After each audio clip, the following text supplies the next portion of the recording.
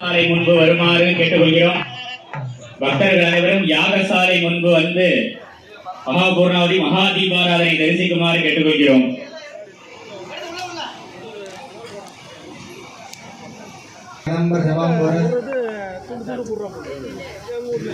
பார்வதி பதவே ஹர ஹர மகாதேவா. என்னாடுடைய சிவனே போற்றி, எந்நாட்டவர்க்கும் இறைவா போற்றி. எல்லாம் வல்ல உமையொருமாகனுடைய பெருங்கருணை திருவருளாலும் அம்பிகையினுடைய திருவருளாலும் இன்றைய தினம் அம்பிகை செய்யும். இந்த கருங்கல் அப்படின்னாக்கா முதல்ல நீர், நம்ம அருவியெல்லாம் போய் பார்த்தோம்னாக்கா கருங்கல்ல தான் நீர் சுரக்குமா. அது மாதிரி கருங்கல்ல இருக்கக்கூடிய நீர் தன்மை. கல் என்பது நிலம் சார்ந்தது, காற்று, ஆகாயம். அதாவது தேரை அப்படிங்கிற உயிர்லாம் நமக்கு தெரியும். கொஞ்சம் தேரை இறைவன் நம்ம எத்தனை முறை அழைச்சாலும் வந்துகிட்டே இருப்பான். அந்த மாதிரி 70 தாயக சவால் இந்த அம்பிகையின் பொறுப்பாத கமலங்களில் சரணாகதியாகி நமக்கு எல்லா விதமான நன்மைகளும், நோயின்மை, அழகு, புகழ், செல்வம், இளமை, துணிவு, நற்சிந்தனை, தானியம், தனம், நெல், நூல், நுகழ்ச்சி, துணிவு வாழ்நாளுமாகும்படி ஆலய சிவாச்சாரியர்கள் சார்பாக தெரிவிக்கிறோம். தொடர்ந்து திரவியாவதி மகா பூர்ணாவதியானது நடைபெற உள்ளது. மகாபூர்ணாவதி